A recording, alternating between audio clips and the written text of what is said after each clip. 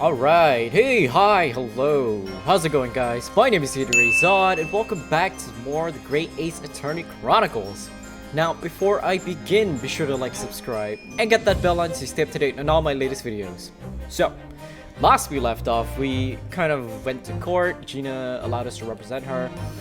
And the first two witnesses that Van Zeets brought up were actually the two robbers that were in the store.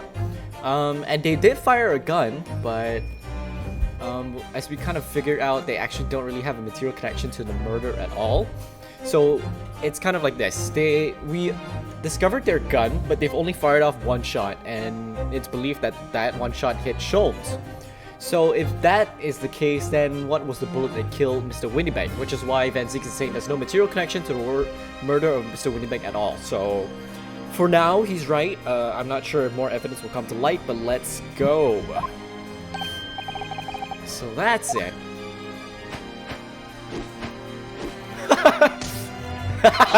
They're messing up. That's it. We didn't have nothing to do with it. We didn't, Ash. We didn't.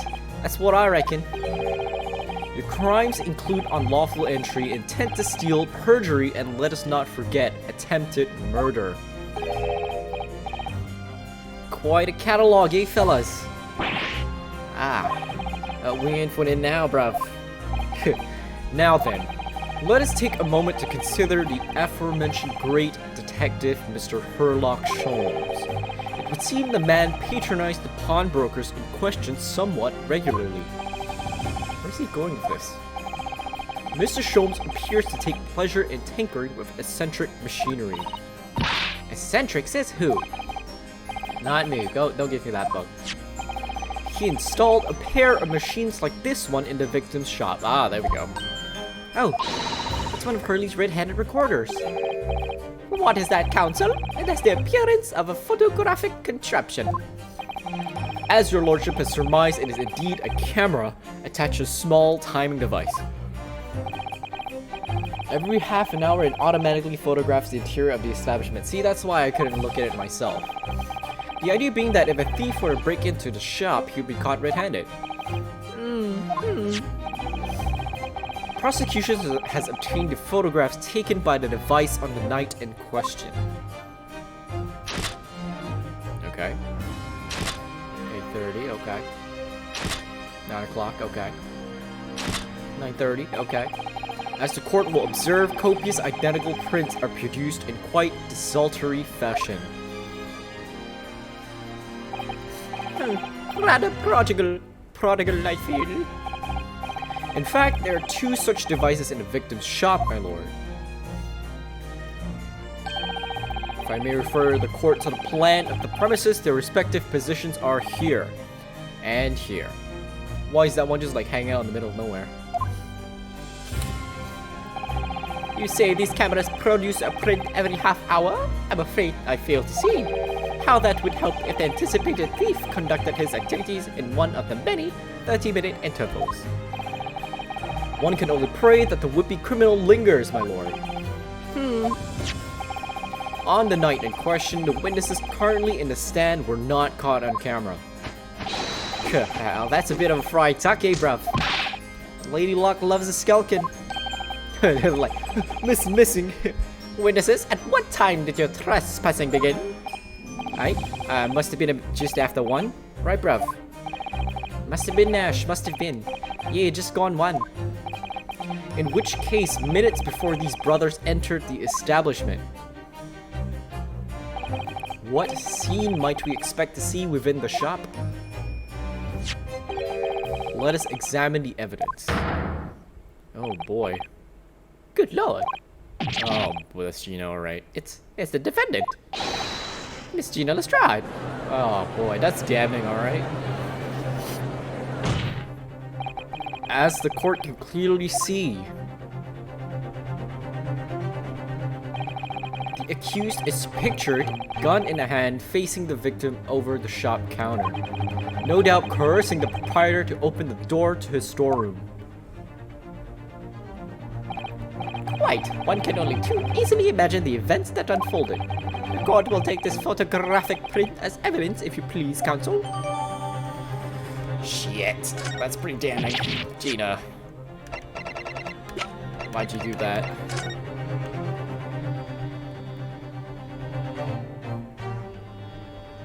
I don't know. I'm just trying to see if there's anything I can spot. 1 a.m. Can't really see anything. This picture can't tell me anything right now. Ugh. I don't believe it. Chitty. In short, the accused is the only person who could possibly have killed Mr. Windibank. Ugh!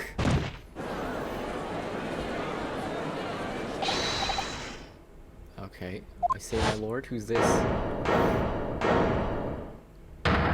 Oh. Wonder if I might put in a word at this point. Go ahead, Mr. Foreman. Took a volley of bullets to the knee in the Battle of Maiwan, 1880, don't you know? Decorated for it and all that, but forced to retire from service, sadly. Of course, a medal can never outshine the exploits of chaps like us on the battlefield. Yes, Mr. Foreman, and what exactly is your point? Carried on the battle after retirement, you see. Battle of daily life, if you like. And here I am now, leading this small squadron, 6 men, all good and true. And we'll all go down together, you mark my words, one for all, and all for one. What kind of rambling is that? That didn't make any... That does not turn into the case. The ladies and gentlemen of the jury have reached agreement, have they? Is that what you're able to understand? Well, Mr. Foreman, is that correct? In a manner of speaking, yes. This is the Gyarados squadron's position, sir. What? No! It's too soon to make a judgment here. Stands are both of the quad men on the double. Use it. His lordship insists on promptitude at all times, and that goes for making decisions too. I think you'll find the truth is as clear as day now. I can reach out and touch it.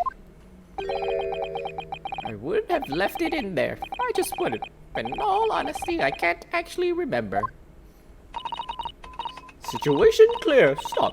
No room for doubt. Stop. Truth now undeniable. Stop. I'm very sorry for brothers. They are unlucky. Very well.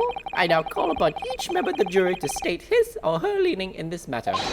Announce your considered verdicts to the court. You say. Of course you do. You say. You say. You say. You say. You say. Oh, what the heck? Dr. Headbang. Duh. What else is new? It does indeed appear that the jury is unanimous in its leaning already. That photograph must be the definitive evidence that Gregson mentioned. But Genie didn't shoot him. No, of course not. My lord, the defense wishes to assert its right to summation examination. He's like, this bastard again. Very well, the court grants permission. But then again, it always seems, just Gyarados. If I didn't do it, then it would have gotten the wrong person, So, you refuse to admit defeat again. How unsurprising. We shall proceed immediately with the summation examination. Mr. Foreman, are all members of the jury ready? Absolutely, sir. Always ready for action, my chaps. Very good. Ladies and gentlemen of the jury, you will each explain on what grounds you have determined the defendant to be guilty. If they all see the picture, then what are we gonna do? Judicial findings! Jurors' contention. Let's go. All the evidence clearly points to the finger of guilt at this young pickpocketing. As a housemaid, I should like to see all filthy eyesores promptly and rigorously eliminated. I think you'll find that if you look at that photograph in stereo, the truth will just pop out. If I have left it in there, I should think there'll be repercussions by now. Mind made up. Stop. Global radio transmission of verdict to follow. Stop. In motherland, we see never judged by clothes, judged by head. I'm convinced brothers are innocent. Okay. The circumstance of the crime and the evidence do indeed implicate the defendant rather comprehensively. The storeroom locked from the inside, in which the victim and the accused were discovered alone, and in the accused's hand the fatal revolver, the firing of which was heard by these witnesses. Not to mention this print. Take it from a chap who's seen action on the battlefield. That young girl's on the verge, pulling the poly trigger. Well, that's true. Safety's off. She's got the pin pulled back. Fingers on the trigger. Thanks a lot, Mr. Sholmes. Unless... Oh dear, Hurley's cameras are supposed to help, not hinder. Unless, what if she shot the pistol and shot the bullet up in the air as like a warning, you know? That's why she had the finger. You know what? I'm thinking maybe if you had the chance to look up, maybe the bullet will be there. But whatever, right?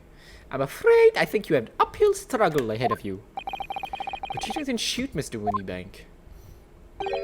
Which means there's more to the situation than we've yet to see.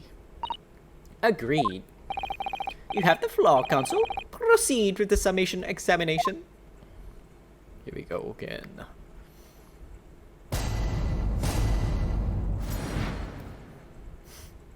Okay. All the evidence clearly points to the finger of guilt. Let's press. You're Mr. Natsume's landlord, Mr. Gyarados, aren't you? You really must stop being like this. You're that lawyer chap. Well, there's a turn up for the books. Yes, rather a turbulent time we had back then. Some extraordinary events took place at your house, that's for sure. Luckily, Mr. Sholmes and I were able to get to the bottom of it all. I think we did rather a lot for you, didn't we? I mean, obviously. I wouldn't be suggesting that therefore you should change your leaning to not guilty or anything. Can't be denied, I suppose. The curse of the Gyarados house was the talk of the town after that business. I'll just moved out. I couldn't get a bally soul to take up the tenancies. Ew. Haven't had the heart to break the news to Joni yet. Bad enough that the old girl's clapped up. She's still in jail. Yes, can't be denied. You did do rather a lot. Not for us, that's for dash certain. I suppose not. Of course. There can be no suggestion of that being the reason I'm leaning towards guilt here, obviously. Obviously. But honestly, really wish you'd pay more attention to the trial, unless to juror number 2. Oh boy, he has a maid fetish? Jesus Christ. That's why he's blushing? God damn it. Oh no. Is that why his wife was dressed up as a maid? Oh no! Polishing the bench, I see. Again. Maid's work is never done. None a blemish must remain. What exactly do you mean by filthy eyesores? On my way to the market for his lordship, I have to pass through the East End. The place is full of beggars, pig pursers, and crossmen. Scum of the earth. A little harsh, perhaps. Let me be plain. If it were up to me, all those back slumps would be made spick and span or eradicated. At least we have people like the great detective working to achieve these important goals. You're referring to Mr. Sherlock Holmes. That's right. I like to keep abreast of his exploits by reading Rand's magazine in between my duties. He does wonders cleaning up London streets. In my opinion, he should be declared an honorary maid of the capital. Mr. Sholmes? A maid? It's really quite unforgivable. Gutter scum having the audacity to shoot our very greatest detective. Minor detail, it was the 2 brothers in the stand who shot Mr. Sholmes, not the defendant. A minor detail indeed. They're all gutter scum as far as I'm concerned. Well, just might be an idea to get our facts straight anyway. Yes, alright. I shall amend my statement. Those brothers are the scum of the earth. They should swing for shooting as a great detective. Wow, they should hang. That's what she's saying. Truth should pop out. Okay, let's see. What do you mean look at the photograph in stereo? Sorry, what? Don't you know? If you look at the photographic print normally... Okay. It looks as though the pickpocket girl is about to shoot the victim. Victim, obviously. But there's no indication that the defendant ever fired the gun. All I'm saying is that if you look at the same print in stereo, it can reveal all sorts of new information. By any chance, are you a fan of stereoscopes? Oh, how did you know? It's kind of a lucky guess. That thing in your head, I don't know. Never gets old seeing these 2 prints merge into one before your eyes. Extraordinary. Captivating. It's the height of modernity. Of course. Oh yeah, I think you'll find the stereoscope's here to stay. Giving us new perspectives we could only dream of before. It's the greatest invention the world has ever seen. If only could give me a new perspective in this case, I might agree with you. Okay. You know what? All these statements are pretty freaking useless. I think you'll find it if you look at the photograph. I am looking, sir.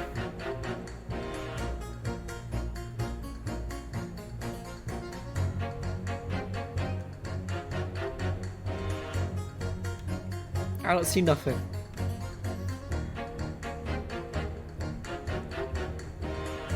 I don't see anything right now. I don't know. Not right now, maybe. Alright, you again. What exactly have you been muttering about all this time, sir? You keep talking about having left something somewhere, or something like that.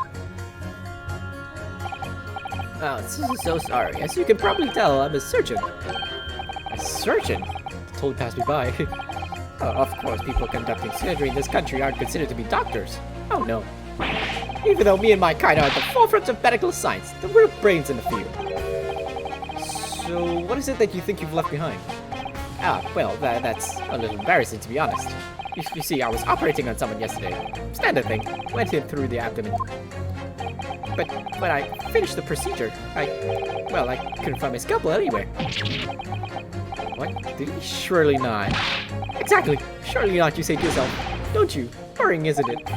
That's what's been troubling me this whole time. Is he the doctor that was doing surgery on Sholmes? Sholmes has a scalpel on him? Oof. Could I really have left my scalpel inside the fellow's belly? Oh my god. No, of course I wouldn't. So, there you have it. Like I said, a little embarrassing, really. That's one way of putting it. That is manslaughter. That's exactly my concern. Seeing as this case appears to be all but sewn up, I need to focus on trying to remember exactly what I've sewn up elsewhere. Now, I'm sure I made sure everything was back as it should be. Well, as sure as you can be without being sure. Okay, I'm sure you need to be more sure. Are they trying to imply that that's the doctor that worked on Sholmes, though? Am I made up? Stop. Okay. Sorry, radio transmission? What do you mean? Are you from the Far East? Stop. Yeah, from the Empire of Japan. Yeah, just left of the world. Sorry, right of the world. All communication with Far Eastern nations used to take place by mail. Royal Mail steamers take more than a month to complete the journey. And now we have the electric telegram, so we can send messages using electric signals. Thousands of miles of cable have been laid along the ocean beds, connecting the entire world. Ooh, thousands of miles of cable on the ocean bed? Makes my head hurt just thinking about it. You are well informed, young lady. But cables will soon become a thing of the past. Stop. And just when I'm starting to catch up. Radio transmission in the future. Stop. Messages carried over airwaves to four corners of the globe. Stop. Excitement growing. Stop. Atmosphere electric. Stop. Interesting. I think she's progressing. Because you remember the first time we met her, she was typewriting. And now she's like radio transmission. Maybe next time we see her, she's like on her phone or something. Right. Try not to wear your fingers. Era of wireless telegraphy. Stop. Driving technological revolution. Stop. People say inventions like the stereoscopes are the height of technology. What utter piffle. I can't understand it. I really can't. They're just silly toys. Ooh. You angry, mate? Turn number 3. Sorry to interrupt when you're obviously fuming. What? Perhaps have something to say about your number 5's last remark? As if I couldn't guess. Oh, you bet I do. Say that again. Go on. I dare ya. Goodness, why are you talking to me? I think you just might be, yes. You think stereoscopes are just toys, do ya? Absolutely. I mean, really. A machine to view photographs in 3 dimensions. Why on earth would you not just use your eyes to look at the world around you? It's all 3-dimensional. What a great way to piece the man. No, I'm sorry. Stereoscopes are of no practical use at all. It's just don't know. Pardon? I think you'll find that viewing photograph through a stereoscope can unlock all sorts of possibilities. I'm obviously going to have to demonstrate. What sort of possibilities? Well, take a crime scene for example. If you had a pair of photographs from a crime scene that you can view through a stereoscope, it could reveal hidden clues you've never ever noticed before. What? Have you got any, Bruno? Any prints you can look out of a stereoscope? I have these two. Alright.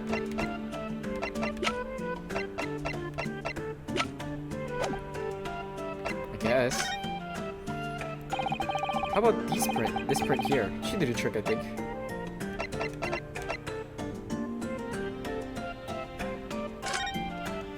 This one?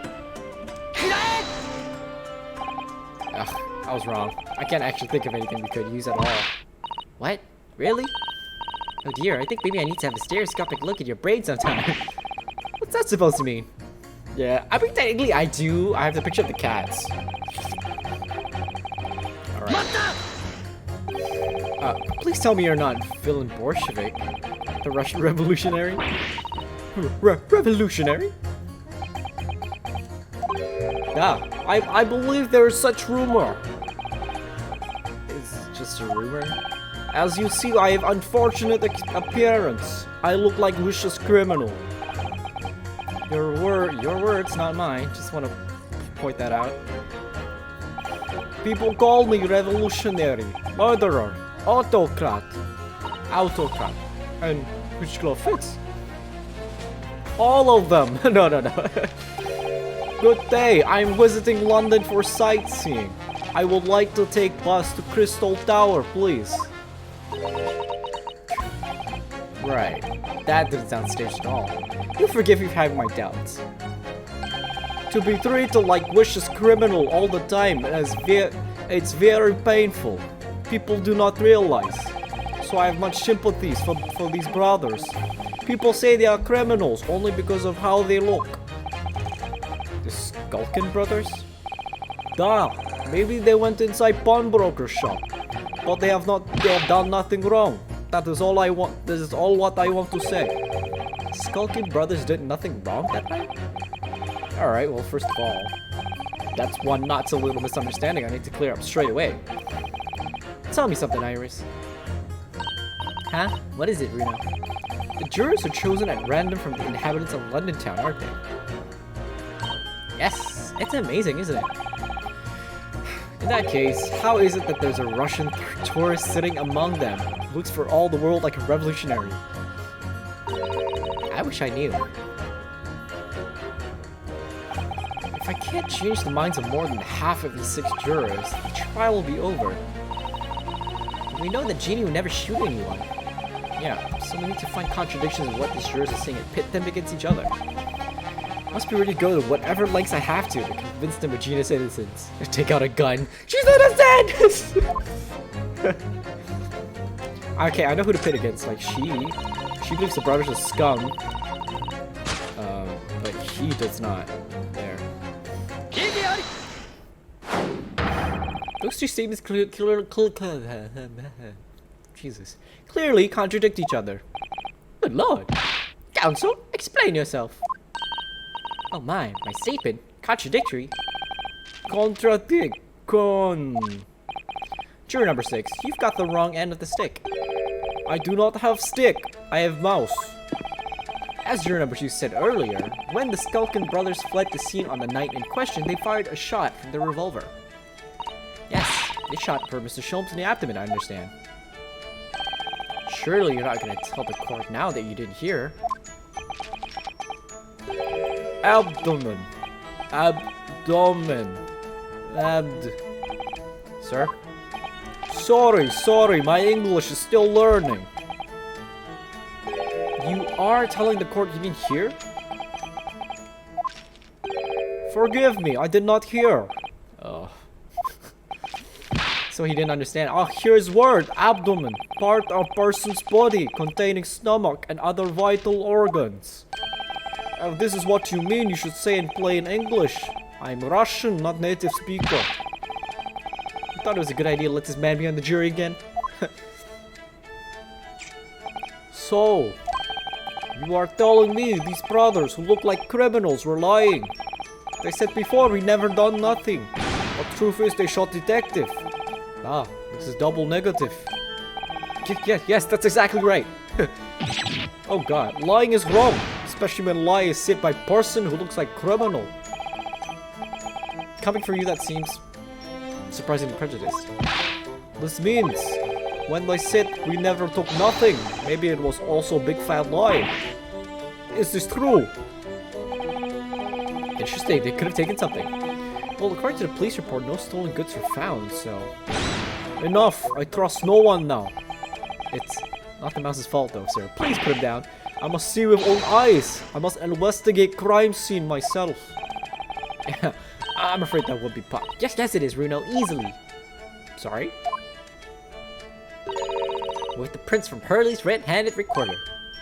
Oh, if you compare the print that pictures Genie and the next print from half an hour later, you'll be able to see straight away if anything was taken or not. Coo-wee, Mr. Prosecutor. Coo-wee! Calling on the prosecution in the middle of a submission examination of all times. The print showing the accused threatening the victim after she broke into the shop is this one. Following this, the victim and the accused moved into the storeroom. Meanwhile, the Skulkin brothers entered the shop and summarily heard the fatal gunshot ring out. Sadly, none of these events were captured on film. This is the print produced by the camera half an hour later, after the brothers' flight.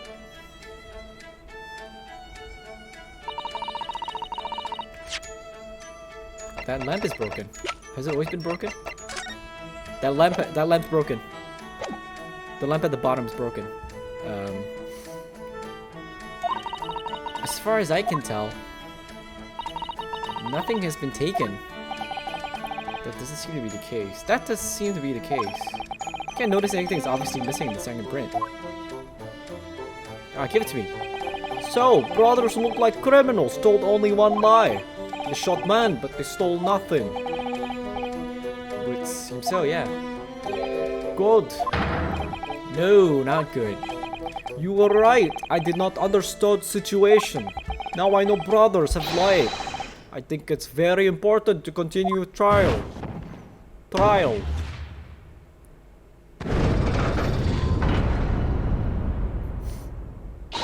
Yay! Well done, Bruno. Balance is shifting.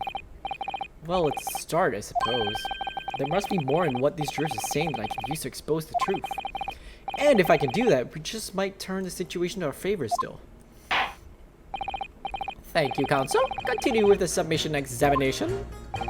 And kindly hand that new photographic print to the bailiff to be filed as evidence. Post-shooting photograph has been added to another print in the court record. I wonder if we can make use of that. Excuse me? Like of lies are many dead fish, you must find proof. Therefore, I say not guilty verdict. Okay, I'm gonna just want to look at the new photograph. Look at this photograph. See, at the bottom here, the lamp is broken. Wow, I wish I could do like a...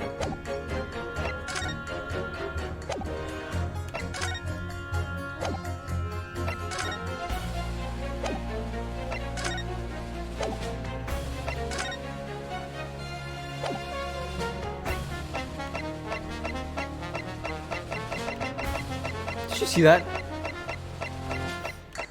The thing at the back moved. Look, the stuff at the back moved a little bit. Like everything else seems to be perfectly okay, but that one seems to move the most. How do you move this? Wait, is it visible? Yeah, it is. See, the doll is actually sitting more outside, but now it's more inside.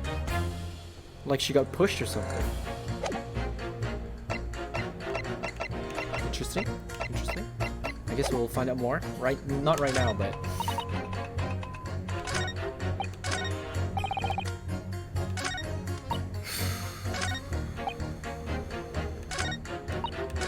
I'm gonna try paying juror number 3 and juror number... this one together. Nope. Because the music's still going.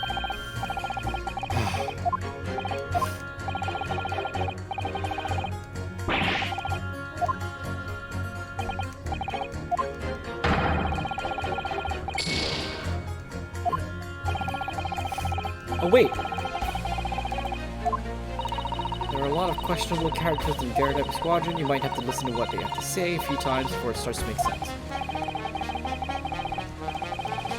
Wait, I want to press the... Yeah, come on, come on. But still should be really labeling members of jury as questionable. I want to talk to juror number 3 again, this guy. No. Press. Wait, can I, like, present stuff? I can't. Okay, let's press this guy again.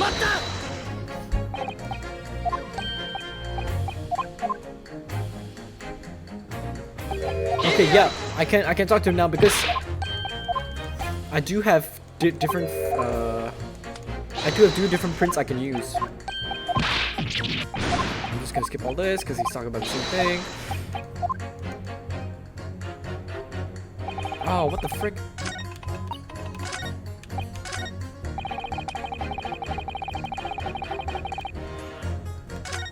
Oh no, I gotta press her. Because I press her, it pisses him off, and then he talks about it. Okay, come on. Come on.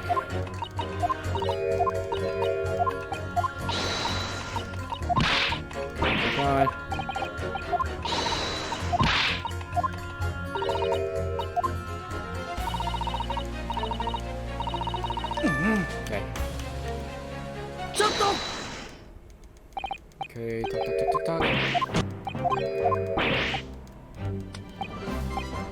I'm just gonna skip all this. I don't want to go through this again.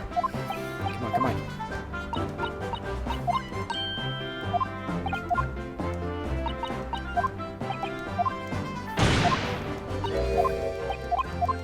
I don't get why we have to go through the whole thing again. Come on.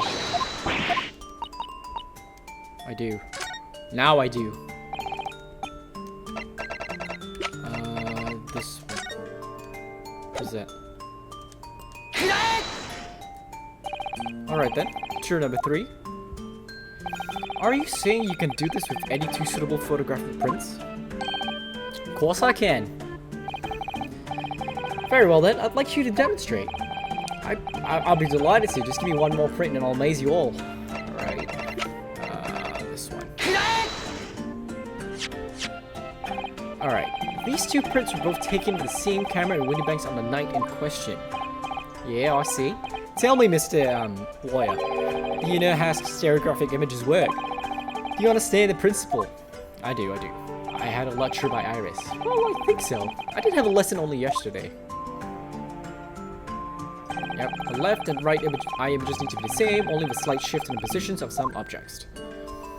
Yep. Then when your brain merges the 2 images together inside your head and notices the shift as if it were a depth. As if it were depth. Jesus. Just tumbling out right now.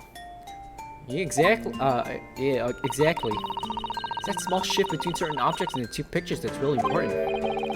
So what happens if you use 2 photographs that are exactly the same then? No, obviously that wouldn't work at all. Not for seeing the same 3-dimensionally anyway. Oh, of course, now I see. I think the young girl has discovered the secret. I have. Oh, she's crossing her eyes again. Can you uncross your eyes before you tell me? Have another look at these 2 pictures from Hurley's camera, Runo.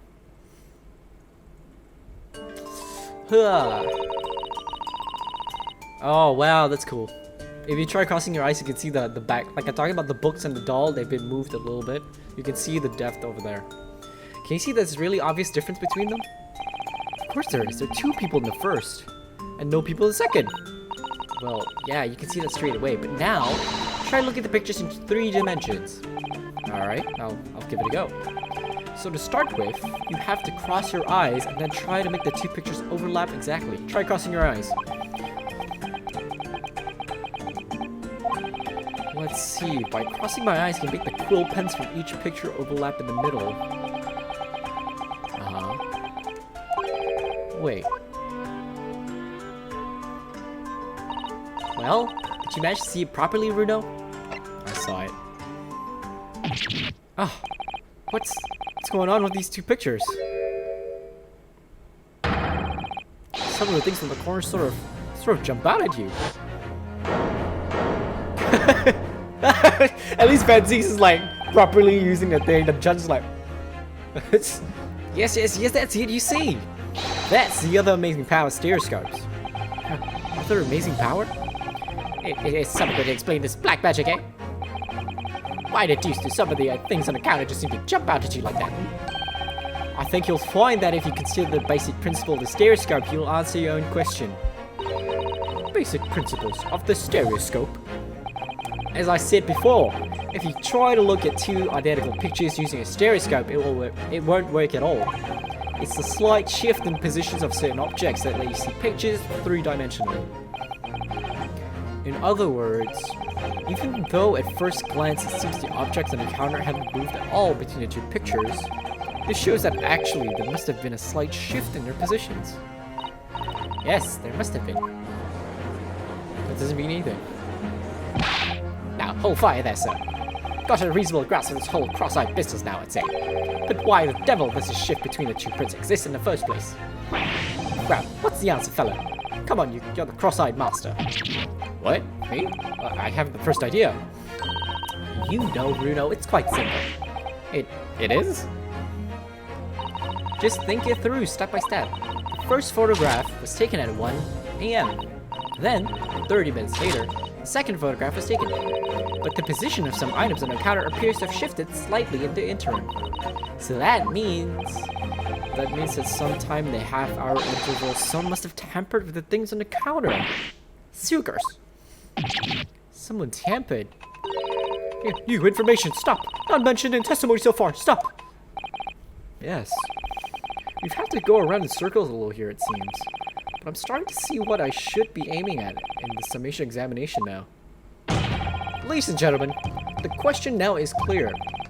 We know the items on the countertop were moved, but by whom? Are you suggesting you might know? Of course. I can tell you right now who's responsible for the almost imperceptible shift in the items on the counter. I don't know. I don't know. I don't have a clue. It's Susato.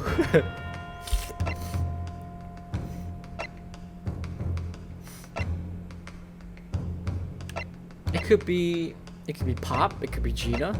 It could be Eggert. It could be the Gregson as well. It could be the brothers. I don't know.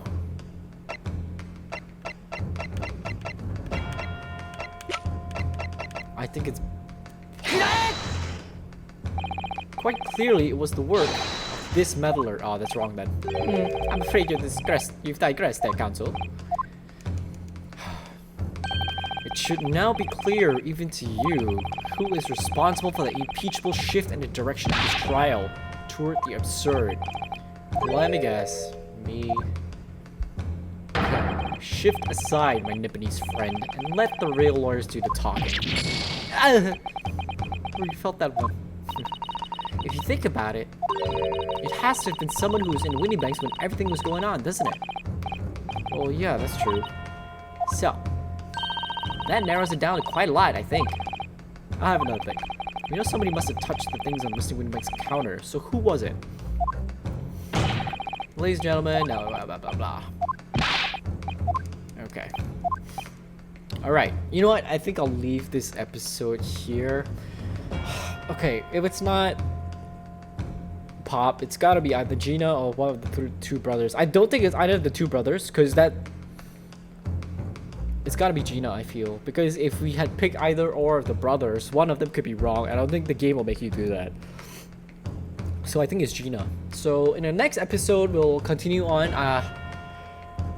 Information still not as much as I'd like to. That I have, you know, I don't have enough information to find out what's going on. But we'll see what happens. So if you like what you see and you like what you hear, be sure to like, subscribe, and get that bell on to stay up to date on all my latest videos. As always, be safe, take care, and I'll see you when I see you. Peace!